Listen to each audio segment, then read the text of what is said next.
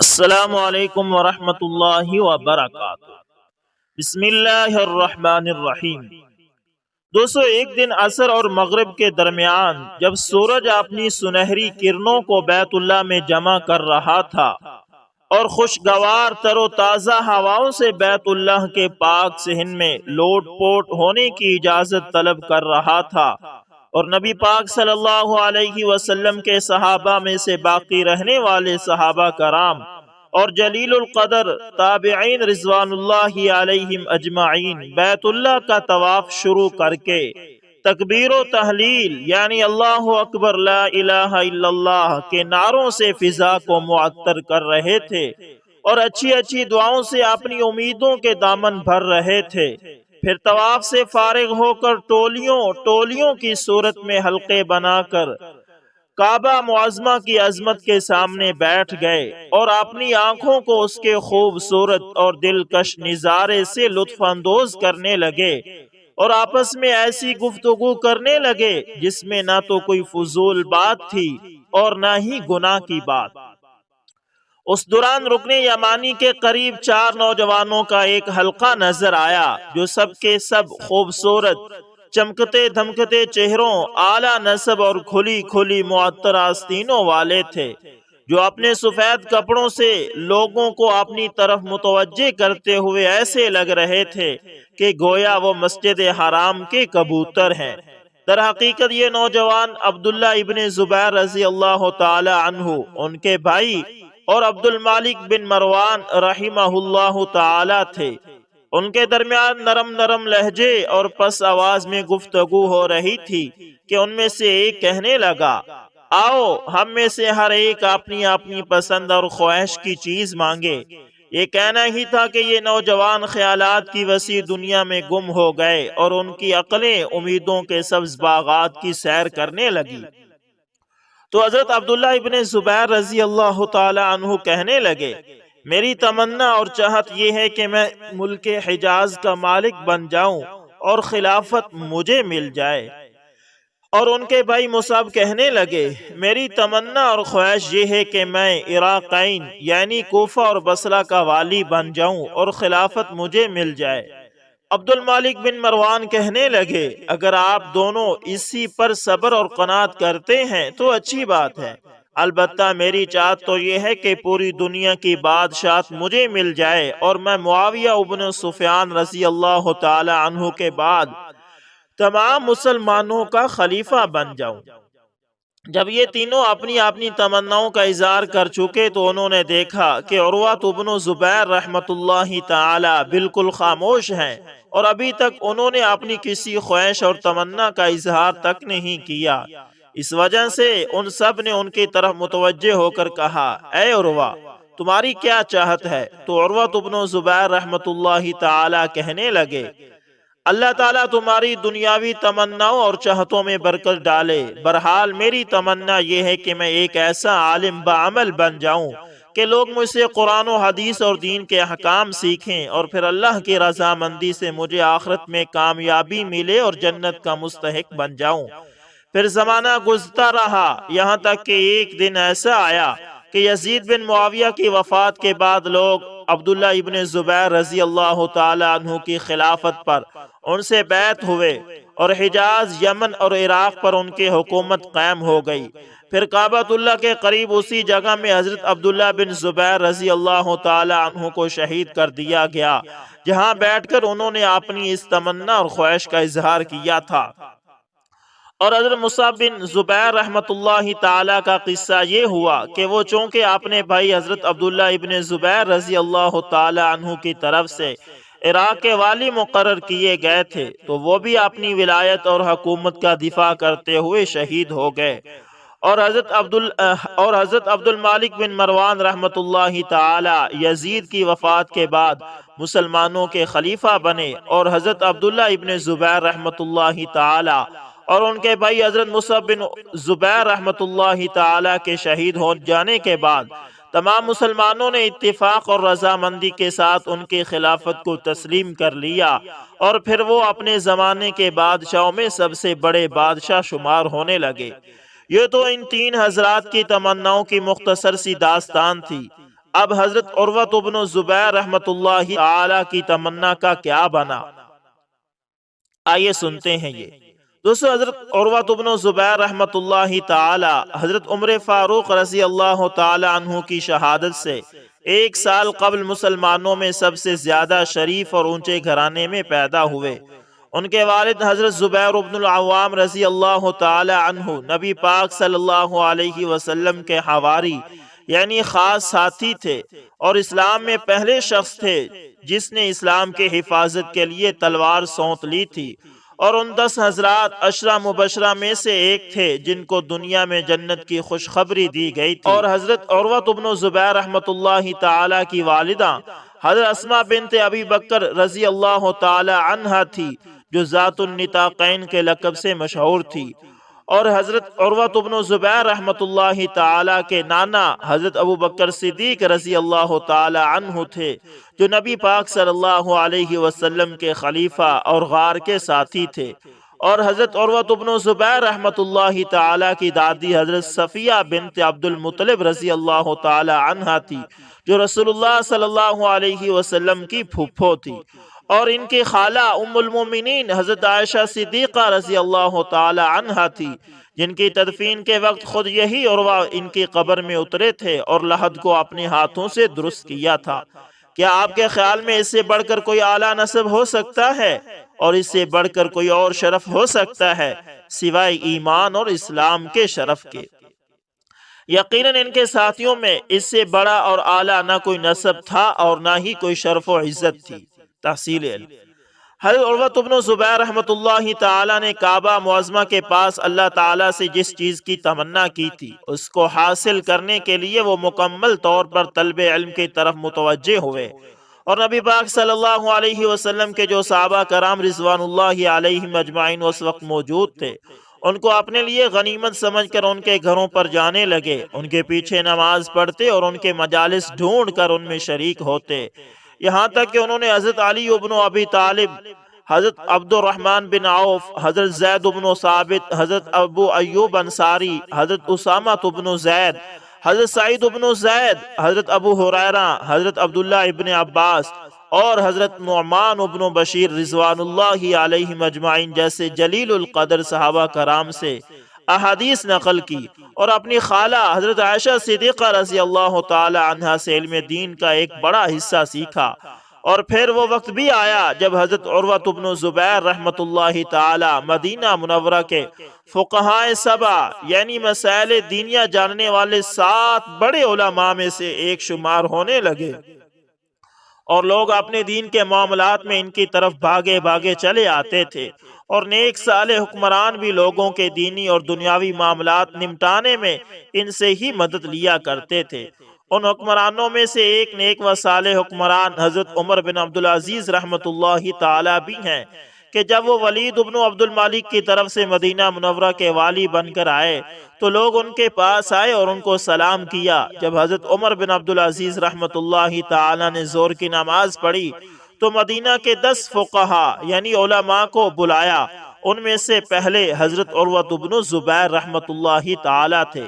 جب وہ علماء ان کے پاس پہنچے تو انہوں نے ان علماء کو مرحبا یعنی خوش آمدید کہا اور بہت عزت و احترام کے ساتھ اپنے پاس بٹھایا۔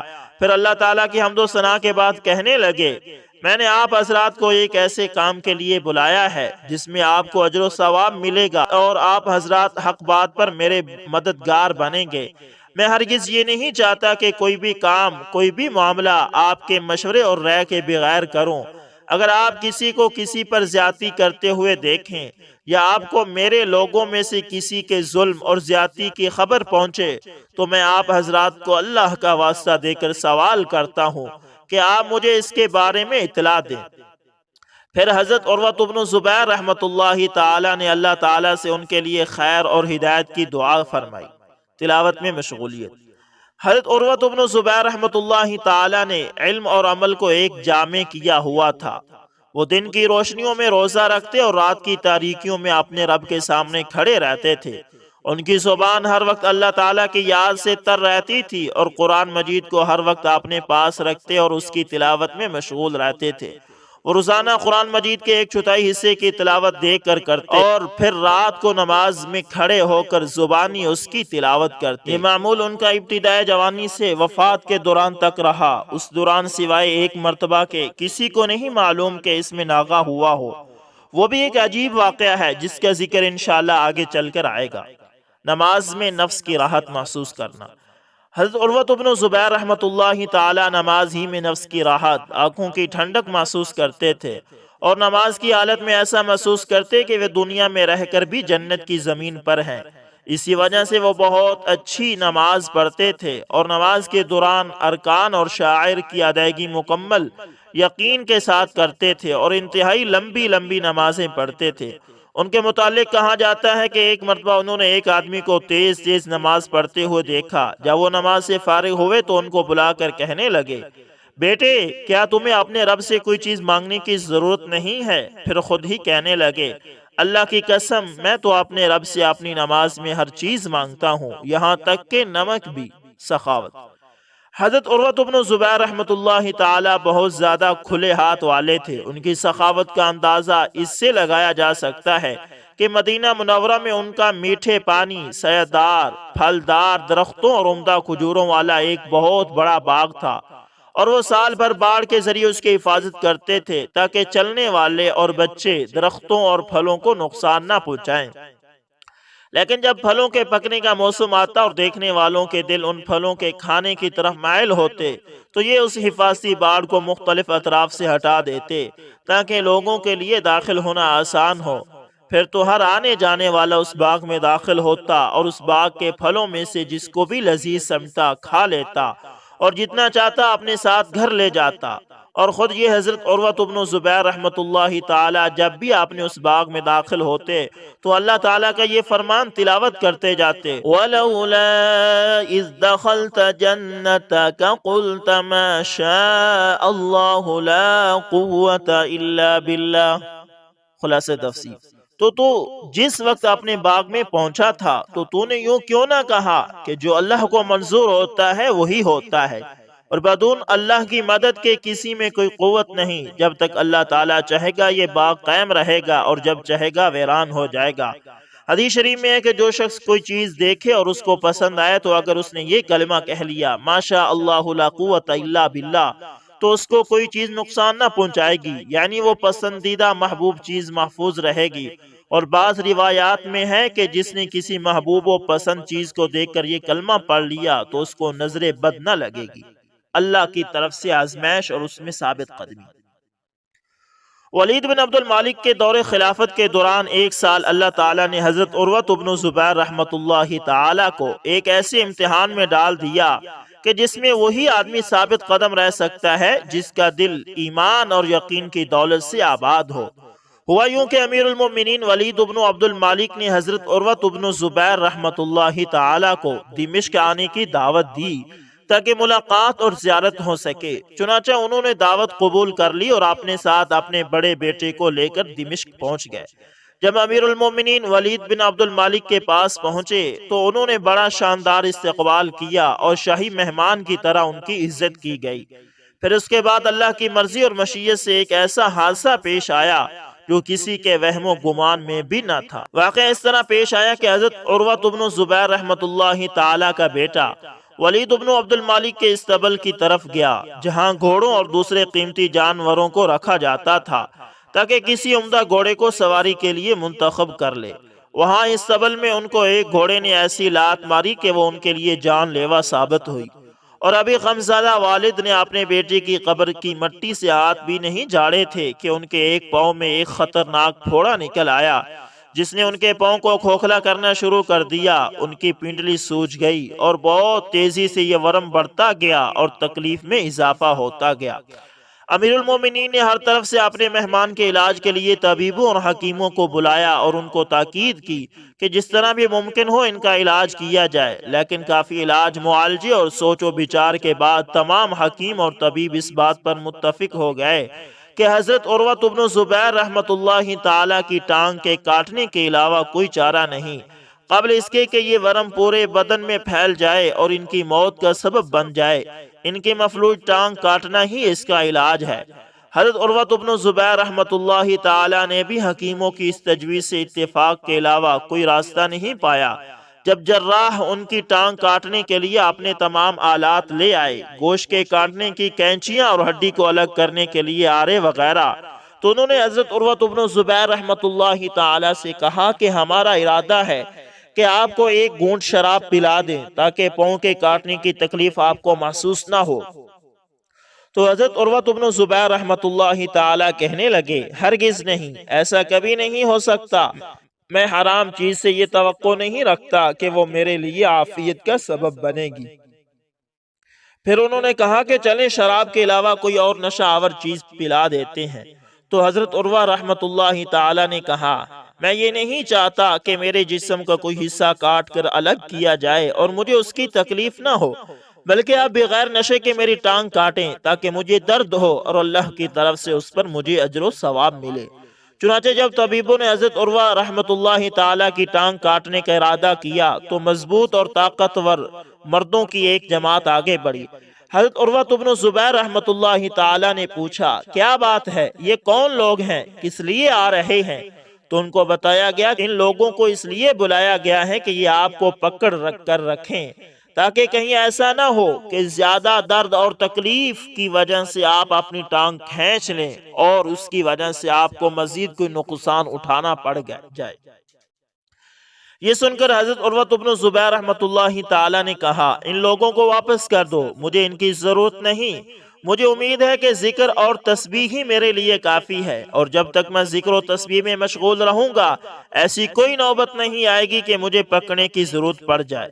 پھر طبیب نے قینچی سے گوشت کاٹنا شروع کیا، گوشت کاٹ کر ہڈی تک پہنچ گئے اور ہڈی پر آری رکھ کر چلانے لگے اور ہڈی کو کاٹتے رہے، جبکہ حضرت عروہ رحمۃ اللہ تعالی مسلسل لا الہ الا اللہ واللہ اکبر کہتے رہے۔ جراح آری سے ہڈی کاٹتے رہے، حضرت عروہ رحمۃ اللہ تعالی تکبیر و تحلیل کہتے رہے، یہاں تک کہ پنڈلی کٹ کر الگ ہو گئی۔ پھر لوہے کی ایک کڑائی میں تیل کو ابالا گیا اور حضرت عروہ رحمۃ اللہ تعالی کی زخمی ٹانگ کو اس میں ڈبو دیا گیا تاکہ وہ ابلتا ہوا خون رک جائے اور زخم کو داغ لگے۔ اس کے بعد حضرت عروہ بن زبیر رحمۃ اللہ تعالی کافی دیر بے ہوش رہے، اور اس دن بے ہوشی کی وجہ سے وہ قرآن مجید کا اتنا حصہ تلاوت نہ کر سکے جو ان کے روزانہ کی ترتیب تھی، یعنی ایک منزل۔ ان کی جوانی کے بعد سے وفات تک یہی ایک دن ایسا گزرا ہے کہ جس میں وہ قرآن مجید کی تلاوت معمول کے مطابق نہیں کر سکے تھے۔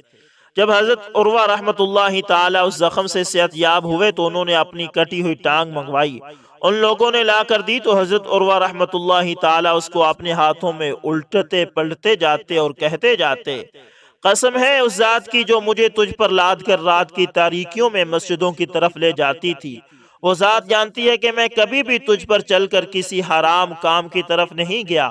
پھر انہوں نے معنو بن اوس رحمۃ اللہ تعالی کی یہ اشعار پڑھے جس کا ترجمہ یہ ہے کہ اے اللہ، میں حلفیہ کہتا ہوں کہ میں نے اپنا ہاتھ کبھی کسی مشکوک چیز کی طرف نہیں بڑھایا، اور نہ میری ٹانگ مجھے کسی گناہ کی طرف اٹھا کر لے گئی، اور نہ ہی میرے کان اور میری آنکھوں نے مجھے کسی برائی کی طرف ہنکایا، نہ ہی میری عقل اور میری ضرورت و حاجت نے کسی برائی پر میری رہنمائی کی، اور میں جانتا ہوں کہ مجھے زمانے میں کوئی مصیبت ایسی نہیں پہنچی جو مجھ سے پہلے کسی جوان کو نہ پہنچی ہو، بلکہ مجھ سے پہلے یہ مصیبت کسی نہ کسی کو ضرور پہنچی ہوگی۔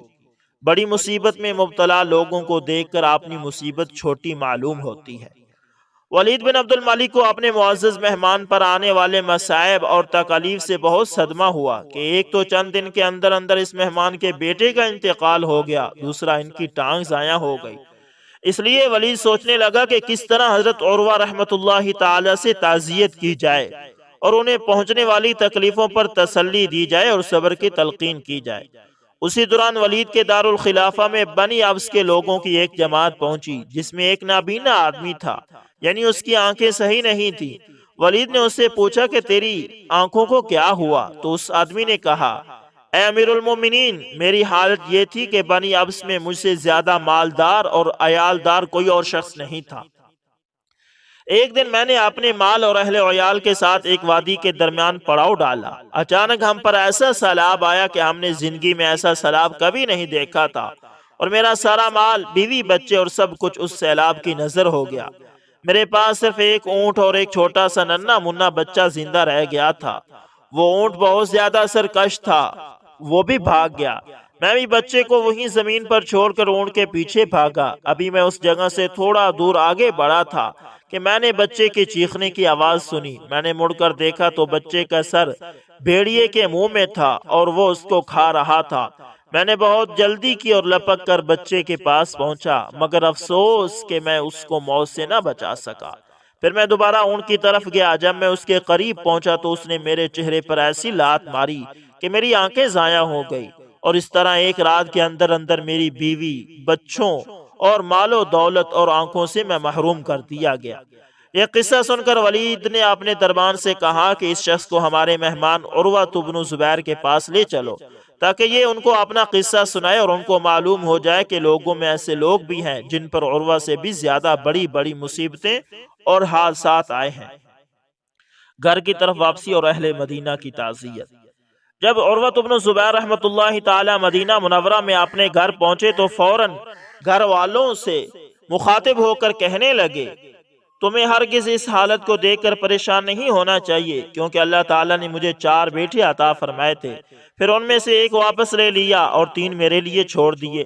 میں اسی پر اللہ کی حمد و ثنا بیان کرتا ہوں۔ اور اللہ تعالیٰ نے مجھے 4 اطراف یعنی 2 ہاتھ اور 2 پاؤں عطا فرمائے تھے، پھر ان میں سے ایک واپس لے لیا اور 3 میرے لیے چھوڑ دیے۔ میں اسی پر اللہ کا شکر گزار ہوں۔ اللہ پاک کی قسم، اللہ نے مجھے زیادہ دیا ہے اور مجھ سے بہت کم لیا ہے، اور اللہ تعالیٰ نے ایک بار میری آزمائش کی ہے اور جبکہ کئی بار عافیت بخشی۔ جب اہل مدینہ کو اپنے امام اور عالم حضرت عروہ بن زبیر رحمۃ اللہ تعالیٰ کے آنے کی خبر ملی تو وہ ہر طرف سے ان کی عیادت اور تسلی دینے کے لیے ان کے گھر کی طرف امڑ آئے۔ ان تمام لوگوں کی عیادت اور تعزیتی کلمات میں سے سب سے بہتر کلمات ابراہیم بن محمد بن طلحہ رحمۃ اللہ تعالیٰ کے تھے۔ انہوں نے اس انداز سے تعزیتی کلمات کہے، اے ابو عبداللہ، آپ کو مبارک ہو، آپ کے اعضاء میں سے ایک عضو اور آپ کے اولاد میں سے ایک بیٹا آپ سے پہلے جنت کی طرف سبقت لے گئے ہیں، یعنی جنت میں پہنچ گئے ہیں، اور بقایا جسم اور اولاد بھی انشاءاللہ ان کے پیچھے پیچھے جنت میں جائیں گے۔ اور اللہ تعالیٰ نے آپ میں سے وہ چیز ہمارے لیے باقی رکھی جس کی ہمیں ضرورت تھی، اور ہم اس چیز سے مستغنی نہیں رہ سکتے تھے۔ وہ چیز ہے آپ کا علم، آپ کی فقہ اور آپ کی رائے۔ اللہ تعالیٰ آپ پر اور ہم سب کو ان سے نفع پہنچائے۔ اللہ تعالیٰ ہی آپ کو اجر دینے والا اور بہترین حساب کا ضامن ہے۔ اپنی اولاد کو نصیحت دیں۔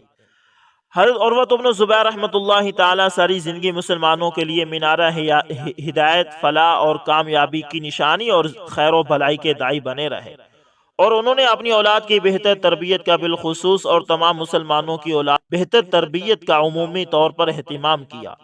انہوں نے ہر فرصت کو غنیمت سمجھ کر اپنی اولاد پر توجہ قائم رکھی اور اپنی فائدہ مند نصیحتوں سے ان کو فائدہ پہنچانے میں کوئی کسر نہیں چھوڑی۔ یہی وجہ ہے کہ آپ بار بار اپنی اولاد کو حصول علم کی ترغیب دیتے رہتے اور اکثر بیشتر ان کو اس انداز سے ترغیب دیتے تھے، اے میرے بچوں، علم حاصل کرو اور اس کا حق ادا کرو، کیونکہ اگر تم اپنی قوم میں کمزور اور کم حیثیت والے ہوگے تو علم کی وجہ سے اللہ تعالیٰ تمہیں اس قوم میں معزز اور بڑا بنا دے گا۔ پھر افسوس بھرے انداز میں فرماتے، کیا دنیا میں جہل بوڑھے سے زیادہ بدقسمت کوئی ہوگا؟